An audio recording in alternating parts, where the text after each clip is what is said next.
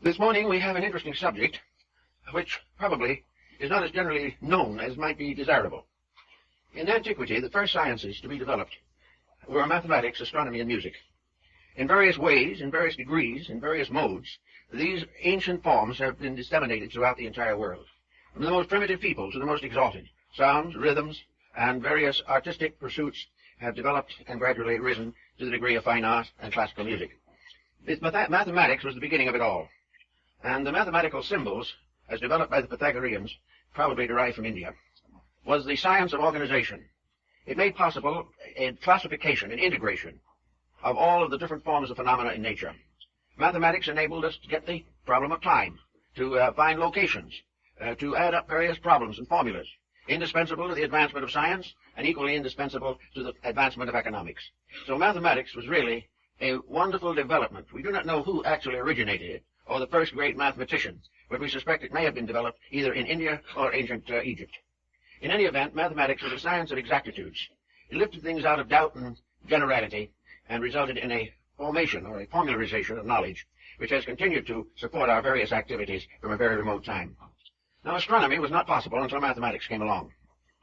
And mathematics took the universal system that we see around us and began the gradual organization of it. That is, it did nothing to change the system, but to organize our concept of the system. It began to reveal to us the really wonderful universe in which we lived. It's gradually revealed to us that things were not accidental, that there were laws and rules governing practically every procedure and function of the universe. The combination, therefore, of mathematics and astronomy, added together, formed what has been called Astro-Theology. That is, religion based upon the supporting evidence of nature. In other words, it was possible to decide certain values, moral and otherwise, because of their symbolic place in the natural world around us. We began to realize, for instance, the very simple fact that there aren't many accidents in the functions of universal law. We began to realize the effects that follow causes, and also the timing of cycles. We began to develop the theory of protecting agriculture through knowing the seasons, and all the different forms of planting and reaping came to our attention and were integrated into a pattern. It all added up to one simple fact. We were living in a wonderful universe, ruled by something. Now, what it was ruled by was still a little dim, because the physical form of the universe seemed to be all that we could find out about it. But gradually there came to the realization of these people that the physical universe was a symbol, that the processes which exist and make the universe a symbol are invisible. And gradually out of the contemplation of visible things, we began to recognize the need for invisible forces behind these things. We could see bodies, but we couldn't see the life in them. But we could find out something about it by watching its effects in the material world. We could not control completely our integration of the vastness of the universe, but we were able to gradually create a series of laws by which we could obey the simple phenomena of life. And out of this research, this thoughtfulness of primitive people, we have the moral code. The moral code is based firmly upon universal laws, laws that men never quite understood fully, but the results of which came to their attention every day, until finally they were forced to accept the causes because there was no other way of explaining the effects. So little by little, knowledge increased. And then there came quite an interesting division in this problem. Namely, knowledge considered on the one hand as beneficial, and knowledge on the other hand as dangerous. It became obvious that knowledge brought with it power.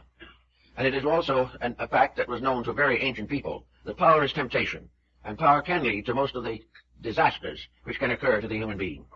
Therefore, knowledge without ethics, skills without integration of consciousness, the individual operating in the material universe without sensing the responsibilities which are involved in existence, was a danger and a menace to the rest of society. There was no way of once withdrawing knowledge that had been given. Once the knowledge was available, nothing could put it back again into secrecy. The only answer to this problem was to keep it secret from the beginning. Now, the problem of secrecy was largely in the hands of a philosophical priesthood, or perhaps we might say a great theological structure. This structure was dedicated to non-profit. These teachers and philosophers were dedicated to the service of humanity, and were free from all the temptations of personal aggrandizement. These, in turn, decided to censor knowledge, so that it might be safely communicated. Knowledge that could not be communicated would die with the original owner.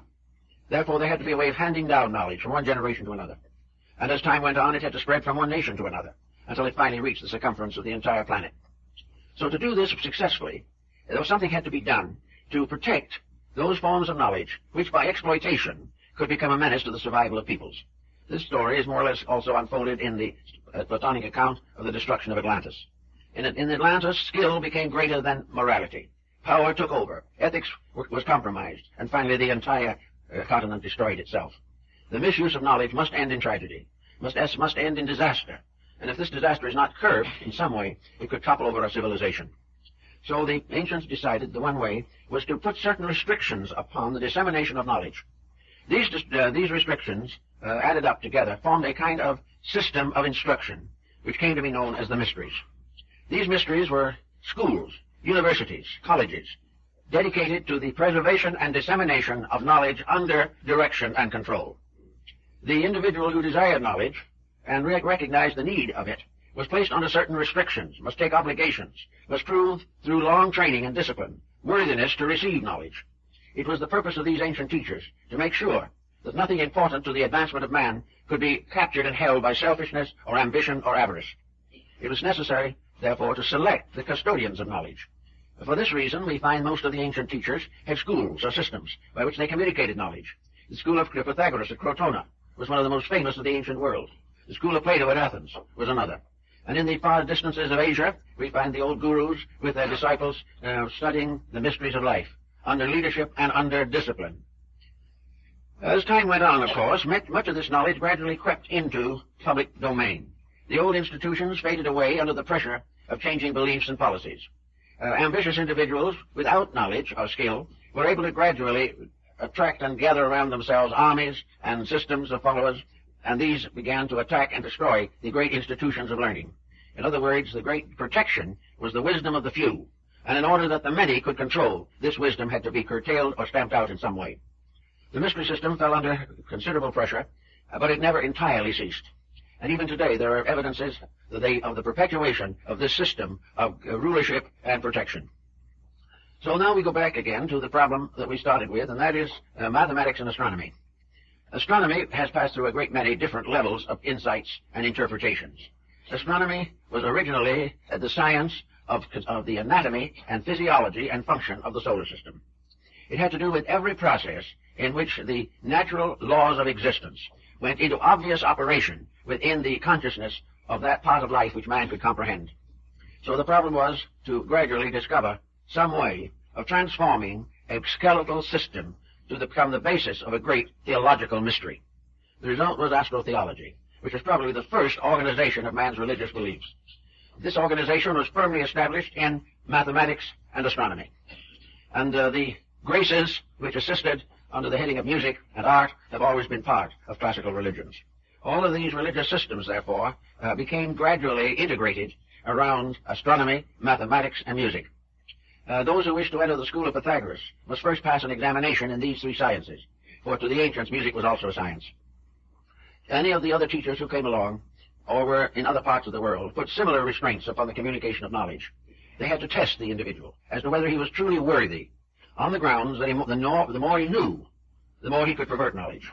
If he was selfish, he could use it to destroy or offend or disintegrate the society to which he belonged. It also would provide him with the ambitions which might lead him to conquest, war, and many great disasters. So the ancients had these testings. Now Homer, in a section of his writings called The Cave of the Nymphs, describes the initiation rituals of the ancient Astro-Theology. And we first point out and notice that the one great religious, astronomical, mathematical day was New Year's, the Winter Solstice. This was the beginning of the year for antiquity. And at the beginning of the year, this solstice point was of the greatest and most basic importance. Well, I think we must also realize in studying this that practically every religion and esoteric system we have in the world today developed in the northern hemisphere. And all of the calculations that are made are based upon the precession of the equinoxes and, of course, the solar system of the year in the area of the northern hemisphere. At that time, we find the zodiac already fairly well known. We find that most of the symbols found in religion were also to be found in astronomy. We realize, for example, that the 72 elders of Israel were the 5-degree divisions of the circle of the zodiac. We know that the 12 signs became 12 apostles, 12 disciples, 12 leaders, and also that the course of time were associated with 12 major religious revelations. We find that almost every unit that has to do with man's survival is in some way mathematically keyed to the zodiac. Now, in the old time, and even later in the mystical writings of Jacob Boehme, The arrangement of the zodiac is slightly different from what we generally use in astronomy or astrology today. We still begin, technically, the zodiac with the sign of Aries. But whereas we usually think of this as placed on the eastern angle of a horoscope, in the ancient times the sign of Aries was placed in the midheaven. In other words, it was at the highest point, and that was the point of the, we might say, the beginning of the year, the New Year's ceremony, usually occurring between the 20th and the 25th or 27th of December. At this time, the sun was born again. It rose from the dead of the old year. It began to move northward, and in moving northward, with its own strange power, began to release the life locked in the earth. So the ancients considered the sun as the principal symbol of deity. No ancient person of wisdom or insight ever thought of the sun as that being, but rather the mirror of it. To the Greeks, the sun god carried a shield, and this shield was the mirror of the sun. It was not the sun, but the sun was there as a symbol of order, life, resurrection, fertility, and inwardly of the illumination of the soul. Therefore, the sun became an object of worship everywhere. In Egypt, for instance, in the course of the development of the doctrine of Akhenaten, the great reformer of Egyptian mysticism, the Aton, or sun, was the supreme symbol. This symbol, in the Egyptian, was a ball of light surrounded by radiant rays, each of the rays ending in the symbol of the human hand. Therefore, the sun was radiating in all directions, lifting up everything that came in contact with, bringing death to life out of the earth. Now, this seemed to be very interesting to most ancient people. It helped them to understand something about life, which otherwise was too difficult for them. The sun also, whether we realize it or not, became a symbol of deity in early Christianity.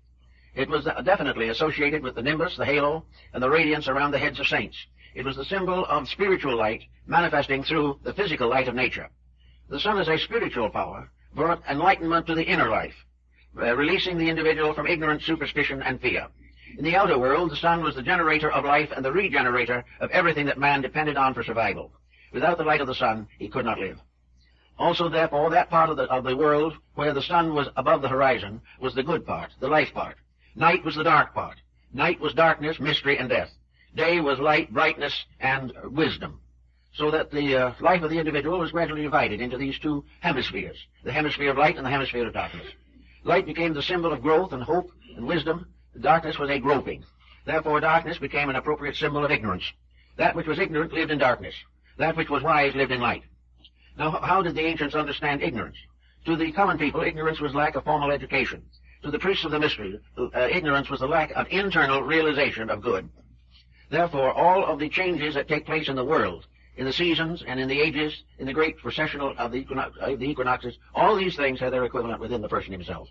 He had his solstices and his equinoxes. He had all of the different planets of the system. He had all the different zones and spheres and degrees of the zodiac within his own constitution. And out of this came the great symbol of the grand man of the universe. This was very strongly emphasized in the Kabbalah and also in the early rites of the Rosicrucians and other mystical associations in Europe. So to find that the universe was the great man and that man was the little universe gave rise to the concept of the macrocosm and the microcosm, the large world and the small world. And these two were bound together by sympathies, which could not be broken.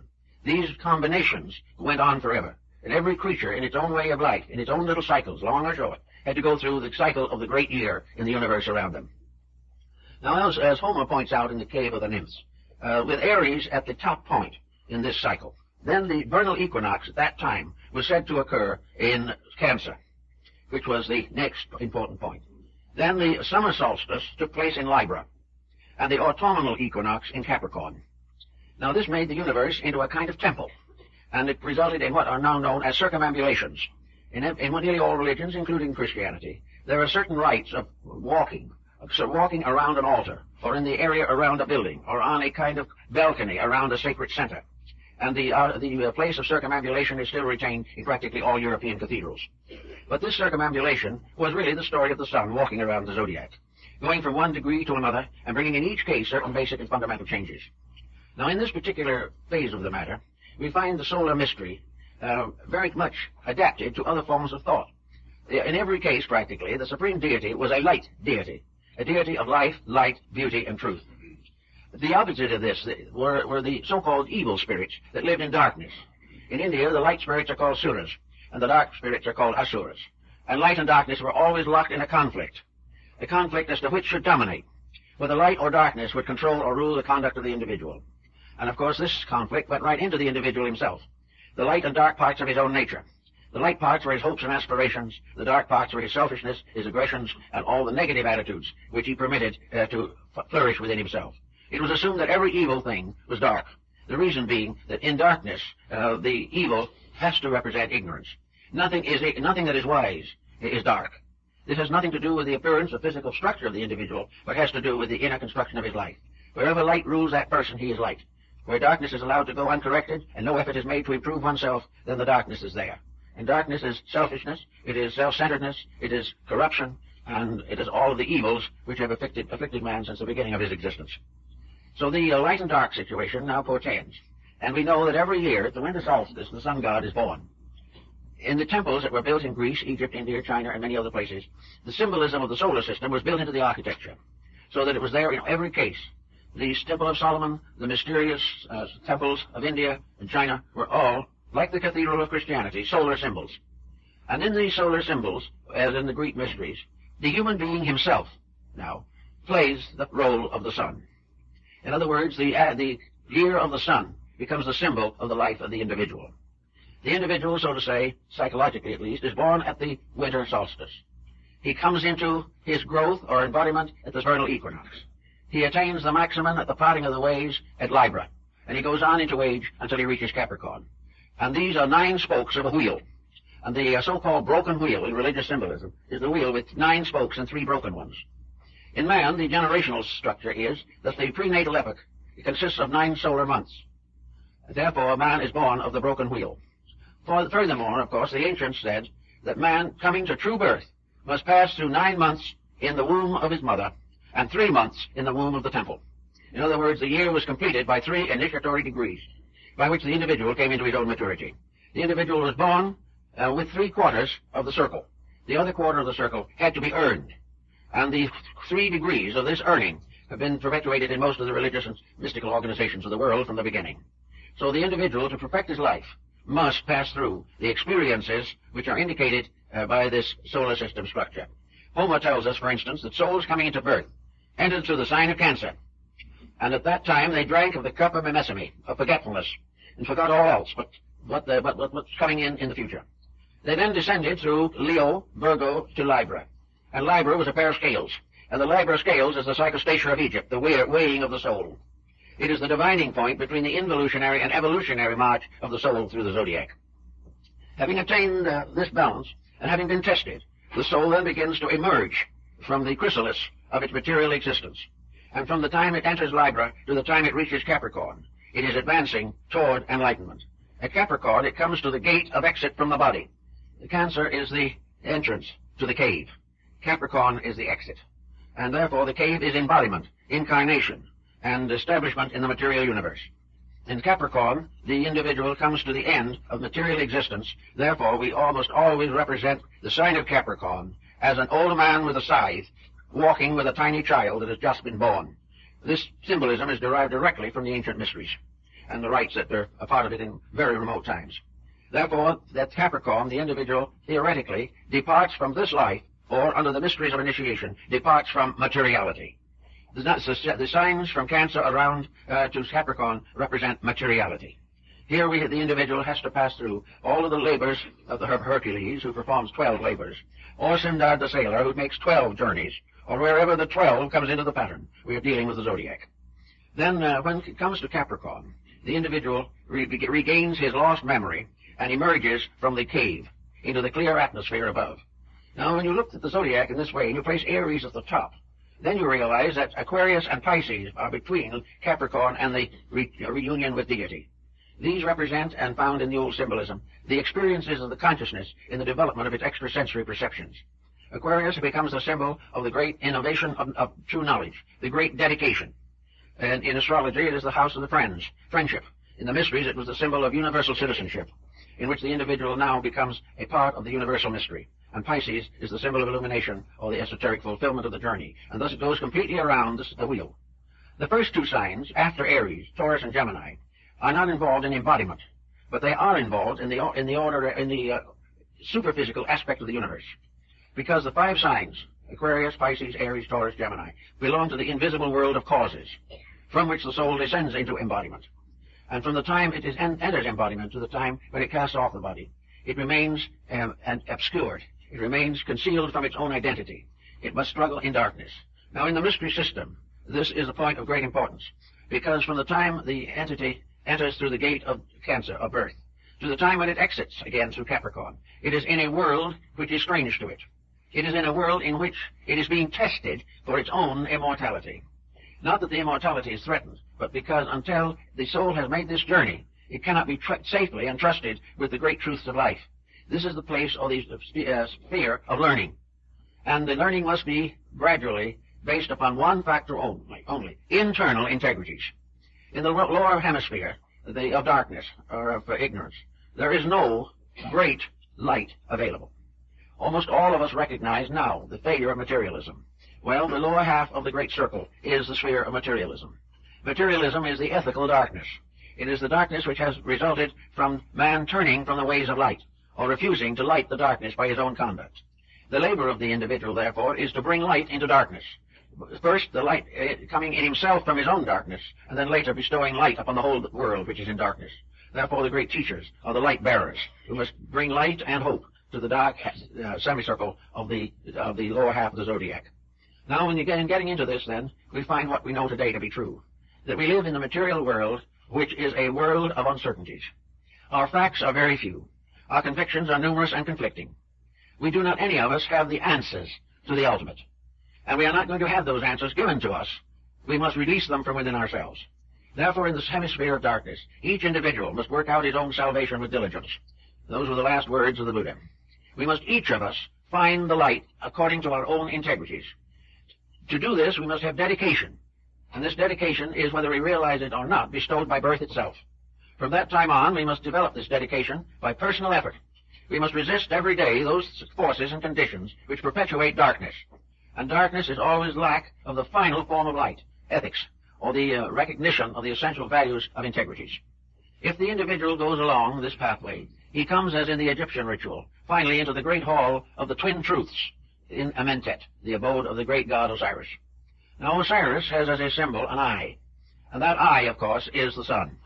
And this eye represents the sun of the underworld. Where the individual is in the lower half of the zodiac, the only sun that can shine into his light is from within himself. He must gradually release the great light that was bestowed upon him in heaven, or in the divine worlds. In the meantime, if he comes into the hall of Amentet, he stands before Osiris, who wears the plumes of the north and south, that is, the plumes of the spiritual and material halves of the zodiac. The crown of Osiris is inclined exactly to the degree of the solar axis at the present time. In other words, the ancients knew the inclination of the axis. This deity, then, becomes the judge of the quick and the dead. And this deity is the sun in its karmic aspect. The soul of the deceased person is represented by a symbol. And this soul goes into the presence of Osiris to be judged, to be weighed in the balance. And we have here a very interesting series of symbolical rituals, which can be mentioned briefly. First of all, the court of Osiris in the underworld is the place for the assessors or the judges. And this was the origin of the present jury system, where the individual is judged, either victorious or defeated, by a jury of his peers. In addition to the juries, which sit at the upper end of the great papyrus symbols on the scrolls of the Book of the Dead, there comes forward the defender, the public defender. In this case, the public defender is the one and only son of Osiris, born posthumously after his father's death, therefore called the son of the widow. And this deity, Horus, with the eyes of the solar hawk, stands before his father and asks leniency for the soul under judgment. And as the trial proceeds, this leniency becomes, in a sense, the fact that Osiris' son is going to carry the guilt of the person if he cannot survive the test by his own strength. Then the weighing of the soul takes place, and on one end of the balance is the feather of the law, Mayat, and on the other end is a little vase containing the heart of the dead person. And the dead person's heart cries out in the ritual, "Let me not perish with the body that dies in a day." Therefore, the soul asks for consideration and forgiveness. The prosecuting attorney is in the form of Typhon, the mysterious water beast of the Egyptians, a creature combining in symbolism the attributes of a hippopotamus and an alligator. This is the one that is to receive the soul if it is not able to go on to the better life. And, of course, to the Egyptians, the meaning was very obvious. This creature that swallows up the imperfect soul is re-embodiment. If it doesn't pass, it must come back. In the meantime, the balance is made, and Horus, the son, pleads with his father, interceding for the soul of the person who is passed on. And then because Horus is the only begotten son of his father is lenient to the world through his son, and forgives the soul and permits it to go in peace. It's a very interesting ritual, and has been found in one form or another throughout the whole world. Now, as the scene continues, we know that Libra is the sign of the balance. We know that it is the place where the path breaks between going forward and failing to go forward. In every case, there comes the time when the journey downward into sorrow and fear comes to an end because the soul has achieved a victory over its own weaknesses. It is then weighed in the balance. And if the balance balances, it then goes on into the upper cycles. And this is the reason for the sign of Libra, the scales, being exactly opposite the sign of Aries, which is the symbol of the great winter power. This symbolism then goes on, and we find that the human being is the solar symbol. The human being is the creature that must make the circle of the zodiac inside of itself, not out in the world, but it must perform the 12 labors. And through the performance of the 12 labors, it's proved that it is ready and worthy to receive enlightenment. So we follow then the time when the sun moves northward. The sun moves northward beginning at the winter solstice. And here it is, for the first time, starting out on a new journey. Now, the Egyptians and the Greeks and the Hindus all knew that the sun wasn't actually born at the winter solstice. It was, in a sense, reborn annually. It had to come back each year to the beginning of a new cycle of existence and experience. Therefore, an embodiment was a new cycle, but not a true beginning from antiquity. So from the beginning, the soul moves gradually northward to produce at the vernal equinox the mystery of spring. And the mystery of spring was also very heavily believed by practically all peoples of antiquity. It was the symbol of the coming of the new fertility. That which was conceived in Aries is born into material life in Cancer. And, of course, the sign of Cancer is always the vernal equinox. And this occurs whenever the time is necessary and right. This is when the soul enters into embodiment. Now, the vernal equinox follows, now this is with Aries in the midheaven, not with Aries on the eastern horizon. The time of Easter is therefore the great symbol of the resurrection of the dying God. The ancient light promise is fulfilled, for it was believed in the ancients that the coming of the vernal equinox was the proof of the pact between God and man. That at this time, if this equinox occurred, it was because the whole world had a new lease on life, a new opportunity to perfect itself, a new chance to be truly wise and good. And if the world didn't end in a terrible conflagration at the vernal equinox, then man's hopes were fulfilled. He was to be given another opportunity to perfect and unfold his own nature. So the vernal equinox was the time of promise. It was the time of resurrection. It was the time when the earth was broken and the little seeds came out. It was the time where the old mystics in Europe celebrated the feast of the mustard seed, the little seed that was very small, the heart, which was from some time to be a great tree that would shade the universe.